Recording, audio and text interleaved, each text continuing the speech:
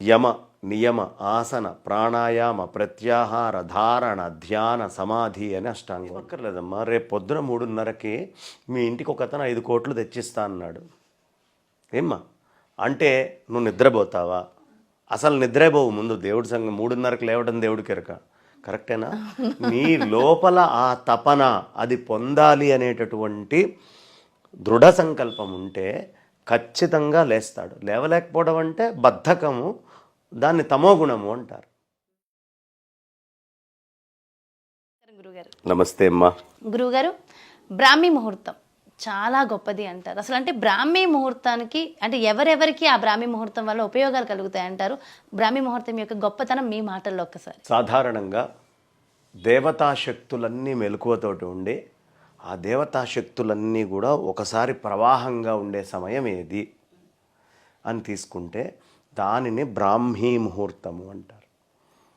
అది ఎలాంటిదయ్యా అంటే చంద్రుడు మనస్సుకు కారణం, సూర్యుడు మేధకి కారణం. ఈ మనస్సు మేధ రెండు ఒక దగ్గర కలిసి ఉండేటటువంటి సమయాన్ని బ్రాహ్మీ ముహూర్తము అంటారు. తెల్లవారుజామున 3:30, 4 మధ్యలో ఆ సమయం ఉంటుందన్నమాట. అప్పుడు లేచి ఎవరు అనుష్ఠానం చేస్తారో, అప్పుడు లేచి ఎవరు ధ్యానం చేస్తారో, అప్పుడు లేచి ఎవరు ప్రాణాయామాదులు చేస్తారో వాళ్ళ శరీరంలో దైవీ శక్తులు విశేషంగా వస్తాయమ్మా. దైవీ శక్తి ఇది చాలా ప్రధానమైనటువంటిది. ఏంటంటే శరీరము శక్తులు ఇవన్నీ కనిపిస్తాయా పెడతాయా అంటే మొన్న కరోనా వచ్చింది. చివరికైనా కరోనా ఎందుకు వస్తుంది అనేది ఏమన్నా కనిపించిందా? ఆర్ఎన్ఏ స్ట్రక్చర్ అని వీళ్ళు పెద్ద బొమ్మ వేసి గీసి చూపించారండి. ఆ బొమ్మ నాకు నా శరీరంలో ఎక్కడా కనిపించలేదు, ఆ బొమ్మ లేదు అని ఎవడు అన్నాడు కదా. అర్థమైందా? సో కొన్ని సింబాలిక్గా చెప్తారు. ఆ చెప్పేటప్పుడు మనకి ఎప్పుడైనా మనమే ఉదయం పూట లేచి చూడమ్మా, మనస్సు ఎంత ఉత్సాహంగా ఉల్లాసంగా ఉంటుందో. ఆక్సిజన్ కూడా పొల్యూషన్ లేకుండా చాలా ఫ్రెష్ ఎయిర్ ఉండి ఆ సమయంలో గుండెకి కనుక మనము ఆక్సిజన్ అందించినట్లయితే బ్రహ్మాండంగా గుండె తయారవుతుంది ఏమ్మా. కాబట్టి బ్రాహ్మీ శక్తి, మేధ, మనస్సు ఈ రెండు ఒక దగ్గర ఇంటర్సెక్ట్ అయ్యేటటువంటి సమయం, ఈ రెండు దగ్గర ఏకీకృతం అయ్యేటటువంటి సమయం బ్రాహ్మీ ముహూర్తము. కాబట్టి ఈ బ్రాహ్మీ ముహూర్తంలో ప్రతివాడు సాధన చేయాలి. బ్రాహ్మీ ముహూర్తంలో ఎవరైతే లేచి సాధన చేస్తారో వాళ్ళకి జ్ఞాపక శక్తి చాలా విశేషంగా ఉంటుంది, చాలా ఎక్కువ జ్ఞాపక శక్తి ఉంటుంది. నేను ఒకవేళ ఏదైనా ఆలస్యమైన తేడా ఉన్నా ఖచ్చితంగా ఈ సమయంలో లేచి ధ్యానం చేసైనా పడుకుంటా. ఎట్టి పరిస్థితుల్లో అనుష్ఠానం ఈ సమయంలో చేసి తీరాలి, కానీ ఈ సమయంలో నిద్రపోకూడదు. ఇది దైవికమైనటువంటి శక్తుల్ని శరీరం తీసుకునేటువంటి సమయం. ఓకే, 3:30 నుంచి 4:30 వరకు మధ్యలో ఆ గంట సమయం చేసిన తర్వాత ధ్యానం అదంతా తర్వాత పడుకోవచ్చు అంటారు. కావాలి అంటే పడుకోకుండా ఉండడం ఉత్తమము. ఒకవేళ మీకు పడుకోవాల్సిన పరిస్థితి ఉన్నా ఈ గంట మాత్రం వదిలిపెట్టకుండా ధ్యానం చేయాలి. అయితే ఆ సమయంలో లేవలేరు, అదే టైంలో డీప్ స్లీప్ వస్తుంది ఎలాంటి వాళ్ళకైనా. మరి ఆ నిద్ర లేవాలి అంటే దానికి ఏమైనా పర్టికులర్ రెమెడీస్ ఉంటాయి? ఏమక్కర్లేదమ్మా, రేపు పొద్దున 3:30కి మీ ఇంటికి ఒక అతను 5 కోట్లు తెచ్చిస్తా అన్నాడు. ఏమ్మా అంటే నువ్వు నిద్రపోతావా? అసలు నిద్రపోవు. ముందు దేవుడి సంగం 3:30కి లేవడం దేవుడికి ఎరక. కరెక్టేనా? నీ లోపల ఆ తపన అది పొందాలి అనేటటువంటి దృఢ సంకల్పం ఉంటే ఖచ్చితంగా లేస్తాడు. లేవలేకపోవడం అంటే బద్ధకము, దాన్ని తమోగుణము అంటారు. సత్వగుణం కావాలి అనుకున్నప్పుడు తమోగుణాన్ని వదిలిపెట్టాలి కదా. నేను పెద్ద ఎత్తులేట్ కావాలండి, నేను మంచం మీద నుంచి లేవను, ఏం చేయమంటారు అంటే కాలేడు. దానికి తగ్గటువంటి ఎఫర్ట్, కృషి, కష్టము అన్నీ చేస్తేనే ఆ ఫలితాన్ని ఎవడైనా పొందుతాడు. అలాగే ఇది కూడా. దీనికి రెమెడీ ఏమిటి అంటే పొద్దున్నే సూర్యనారాయణమూర్తి చంద్రుడికి మధ్యలో ఉన్న ఈ సమయము నా శరీరానికి అవసరమైనటువంటి మహత్తరమైన శక్తులు. ఇది నేను ఒక 10 కోట్లు నేను ఒకడికి కడితే నాకు వచ్చినటువంటిది అని అనుకుంటే వాడు 10 కోట్ల రూపాయల ఫీజు నేను కట్టాను అని లేచి పొద్దున్నే వాడు సిన్సియర్గా చేస్తాడు. ఫీజు ఏమీ లేదు కదా, ఫ్రీగా ఉందని నిద్రపోతున్నారు జనాలు. ఆ సమయంలో ముఖ్యంగా చేయవలసిన ప్రాణాయామం ఏమంటారా?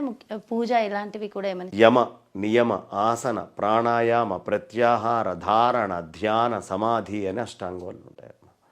ఫస్ట్ యమము అంటే ఎదుటి వాళ్ళని ఎవరిని ఇది పెట్టకుండా ఇంద్రియాల నిగ్రహణ చేసుకొని ఇతరులను అడగకుండా చాలా జాగ్రత్తగా అక్కడి నుంచి మనస్సును నియంత్రించుకొని అక్కడి నుంచి మంచి ఆసనం మీద కూర్చొని ఆ తర్వాత ప్రాణాయామము అనేటటువంటిది సాధన చేసి ఆ తర్వాత ఆ పరతత్వాన్ని ధ్యానము చేసి దాన్నే ధారణ చేసి అలా పరతత్వము నేను అభేదము అనే స్థితికి వెళ్ళేదాకా సాధన చేస్తూనే ఉండాలి.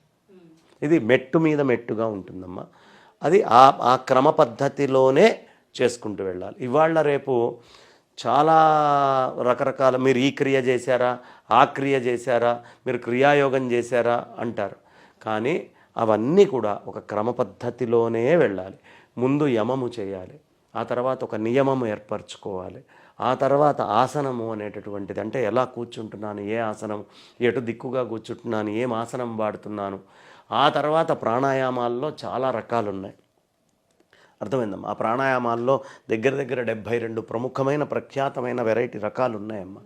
ఆ రకాల్లో ప్రాణాయామాన్ని ప్రయత్నం చేయాలి. ఆ తర్వాత ధారణ చేయాలి. ఆ ప్రాణాయామం చేసిన తర్వాత ధ్యానము చేయాలి. ఆ తర్వాత సమాధి స్థితి వస్తుంది.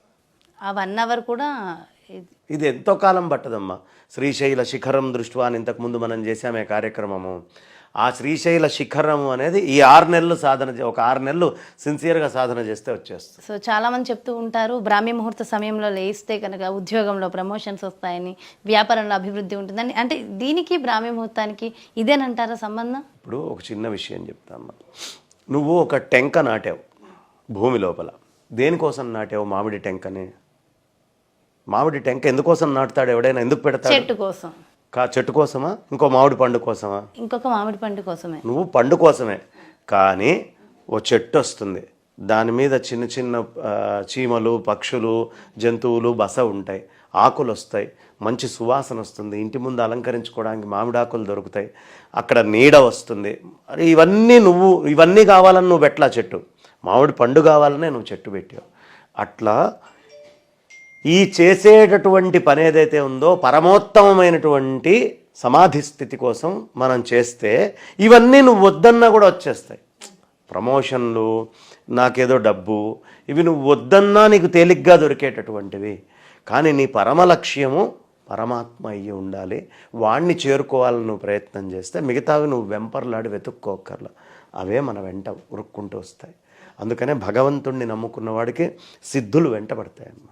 గురుగారు, అలాగే ఈ బ్రాహ్మీ ముహూర్తంలోనే జనరల్గా సంధ్యావందనం చేయాలి అంటాం కదా, అది ఈ బ్రాహ్మీ ముహూర్తంలోనే చేయాలా, అది వేరు ఇది వేరే సమయం అంటారు? కాదమ్మా. బ్రాహ్మీ ముహూర్తము దేవతాశక్తి విస్తృతంగా ప్రవాహం అయ్యే సమయం. సంధ్యావందనము అనేది ఇది పూర్తి సంధి కాదు. సంధ్యావందనము అనేది సూర్యోదయం ఎప్పుడవుతుందో దానికంటే ఒక గడియ ముందు నుంచి మనం మొదలు పెట్టుకొని ఈ చేసేటటువంటిది, ఆ తర్వాత సూర్యుడికి అర్ఘ్యప్రదానం చేసేటటువంటిది సంధ్యావందనం. బ్రాహ్మీ ముహూర్తం కేవలము దేవతాశక్తుల్ని లోపలికి తీసుకోవడం కోసం వాడేటటువంటి అద్భుతమైనటువంటి అమృతమయమైనటువంటి కాలం. అంటే సూర్య నమస్కారాలు అవన్నీ కూడా సూర్యుడు ఉదయిస్తున్నప్పుడు చేయవలసి. సూర్య నమస్కారాలు కావాలంటే చేసుకోవచ్చు. ఇప్పుడు యమనియమాసన ప్రాణాయామ ప్రత్యాహార ధారణ ధ్యాన సమాధుల్లో ఇవి వస్తాయి. సంధ్యావందనం అనేది అర్ఘ్యప్రదానం సూర్యుడికి వదిలేది మాత్రము సూర్యోదయము ఏదైతే పంచాంగంలో, ఎందుకంటే చలికాలంలో వేరుంటుంది సూర్యోదయం, ఎండాకాలంలో సమయం వేరుంటుంది, ఉత్తరాయణంలో వేరుంటుంది, దక్షిణాయనంలో వేరుంటుంది. దానికి తగ్గట్టుగా చేయాలి తప్ప ఇది ధ్యానము చేసేది అది సంధ్య అనుష్ఠానం, నిత్యము చేయాల్సినటువంటి కర్మాచరణ. ఇది కర్మాచరణ కాదు, స్వీయముగా నిన్ను నువ్వు ఉద్ధరించుకోవడానికి చేసే పని.